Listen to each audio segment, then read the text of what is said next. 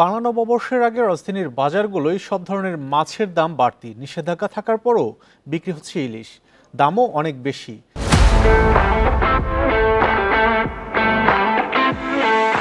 এক কেজিও তার বেশি ওজনের ইলিশের দাম সপ্তাহের ব্যবধানে বেড়েছে সর্বোচ্চ ৮০০ টাকা পর্যন্ত। বিক্রেতারা জানান, গত সপ্তাহেও ১ কেজির বেশি ওজনের ইলিশ মাছ বিক্রি হয়েছে ১৬০০ থেকে ২০০০ টাকায়।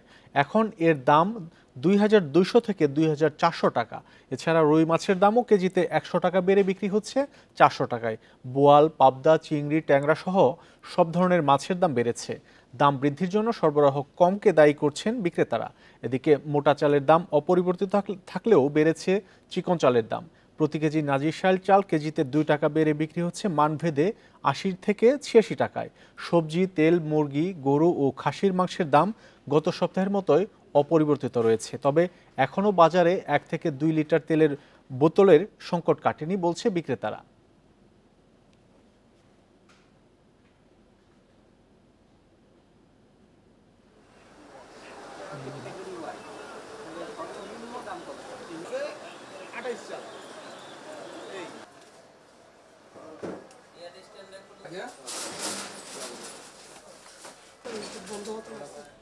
নিত্যপণ্যের বাজার পরিস্থিতির খবর জানবো। রাজধানীর কারওয়ান বাজার থেকে যোগ দিচ্ছেন সহকর্মী মেহেদি হাসান। মেহেদি, কি পরিস্থিতি দেখছেন নববর্ষের আগ মুহূর্তে? মাছের বাজারে প্রতিটি মাছের দাম বাড়তি, ইলিশ মাছ বিক্রি হচ্ছে। আসলে ইলিশ মাছ বিক্রি তো এখন নিষিদ্ধ, ইলিশ মাছ ধরাও নিষিদ্ধ। বাজারে কোনো মনিটরিং আছে কিনা?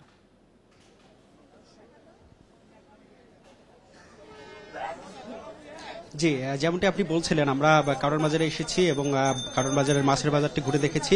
আমরা কোনো রকম মনিটরিং এখন পর্যন্ত আমাদের চোখে পড়েনি।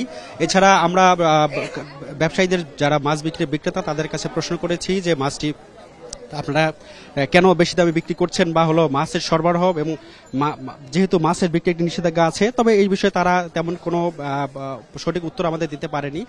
তবে তারা যেটি বলছেন যে মাছের সরবরাহ এবং মাছের উৎপাদন কম হয়, এবার মাছের দামটা বেশি। আমরা যেটা দেখেছি যে প্রতি কেজি ইলিশ মাছ, যেটি কিছুদিন আগেও বিক্রি হতো ১৬০০ টাকা সর্বোচ্চ, সেই ইলিশ মাছই এখন বিক্রি হচ্ছে ২০০০ থেকে ২৫০০ টাকার মধ্যে।